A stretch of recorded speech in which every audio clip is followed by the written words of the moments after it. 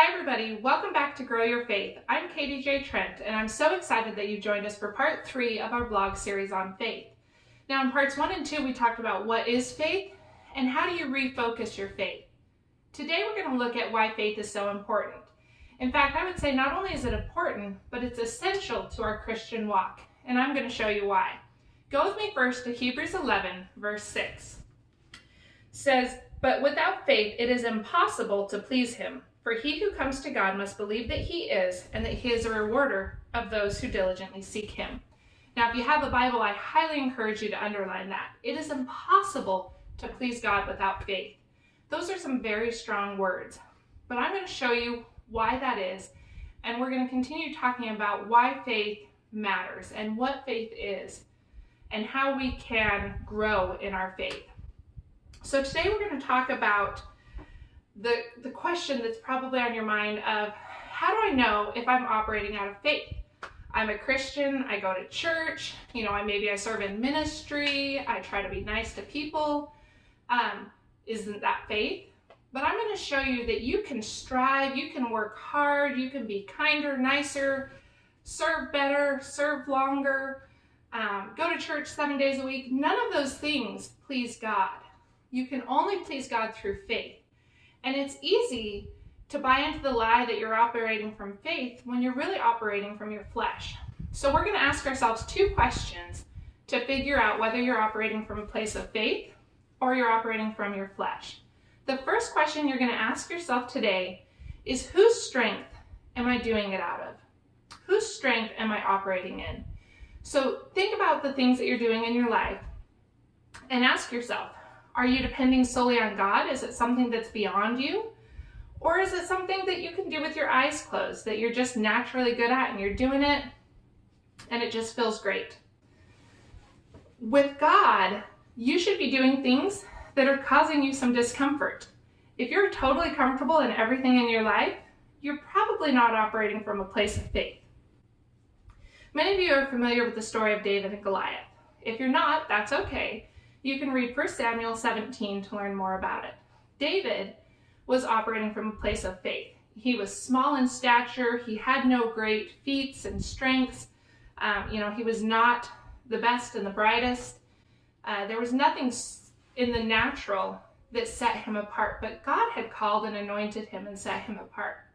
And David defeated Goliath with not a sharp sword, not, some great strength, but through his faith. With just a small slingshot and a stone, he was able to defeat the giant that everyone in Israel was afraid of.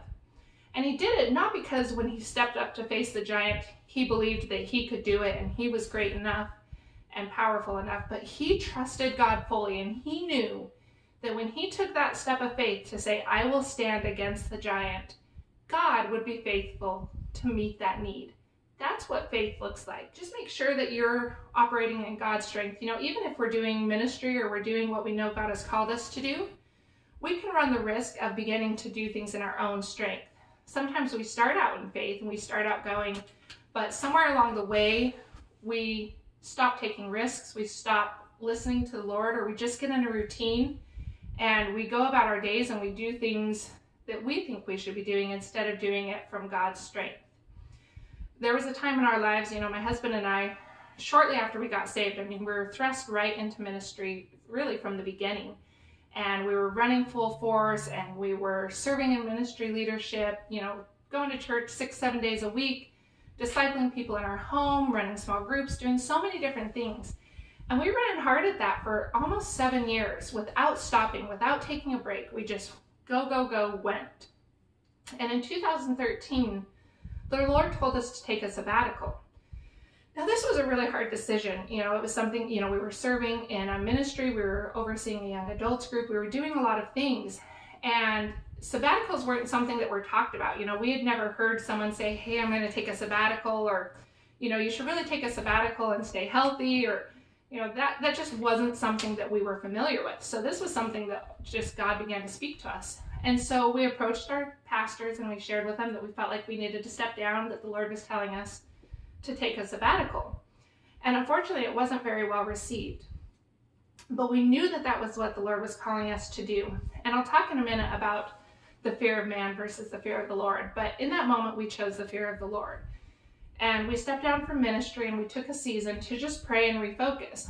And in doing so, the Lord really showed us that along the way, our faith and our identity had really begun to be wrapped up in ministry, in titles and what we were doing, and really gone away from why we were doing it, our love for God. And so God really rekindled that passion for us and really showed us that we are who we are because he created us to be that. And it's not entwined with what we're doing.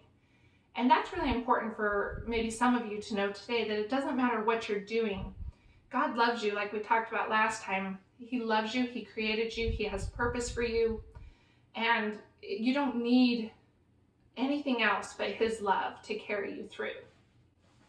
And so that sabbatical season was such a blessing for us. And through that, God actually birthed the ministry that we launched in Idaho Falls in 2015, Grace Falls, from that time. So there was a lot of things that happened that would not have happened if we had not taken that sabbatical. And through it, we were strengthened, our faith was renewed. God just did so many amazing things. But it was through that reminder that we need to operate from a place of faith continually that we were able to do those things and be where we're at today. So the next question you're going to ask yourself is, are you operating from a place of faith or a place of fear? See, fear can be a powerful motivator, but there's two types of fear. There's the fear of the Lord and there's the fear of man. The fear of the Lord propels you into your purpose, but the fear of man destroys your destiny. Let me say that again because that's really important. If you're taking notes, write that down. The fear of the Lord propels you into your purpose, but the fear of man destroys your destiny. It's so important that we make sure that we're making decisions in our life not based on fear of what others will think or what they're telling us to do, but through a place of fear of the Lord. And that's not being afraid of the Lord.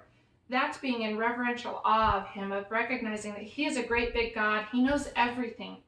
And we can trust in him and put our faith and hope in him. Growing up, I was a people pleaser. I spent my whole youth just wanting to be loved and accepted, and I would do anything for it. I didn't really even know who I was because I spent so much time trying to be what everyone else wanted me to be. And I remember going to college and really beginning to get a hold of this relationship with God and knowing who I was. And it was through that I really began to see what I had done in trying to please other people and why it was so important to know who I was and to have value in myself and to listen to the Lord instead of to people. And it caused a lot of shifts in my life and relationships. It was uncomfortable for even family members because they weren't used to it. I was the person, I would do anything. I didn't have boundaries. I didn't really know how to say no. I always just wanted to help people. And I didn't really take care of myself as a result. And maybe that's you. Maybe that's something you've struggled with as well.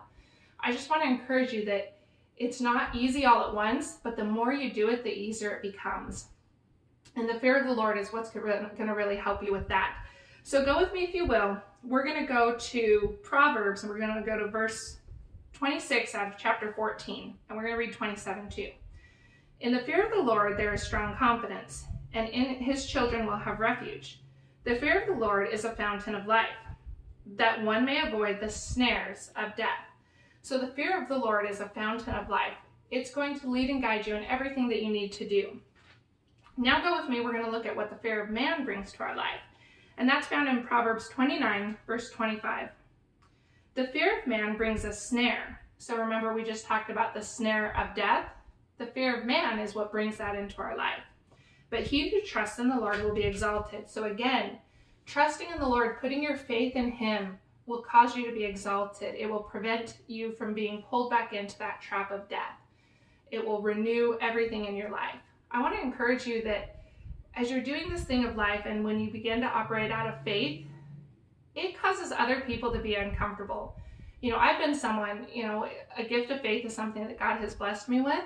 And then I've really grown in that through some things that we'll talk about actually next time in the next vlog. But what I've recognized is that operating out of faith makes people very uncomfortable. Even my husband, I can't tell you how many times the Lord has spoken something to me and I'm just, let's do it. God said it.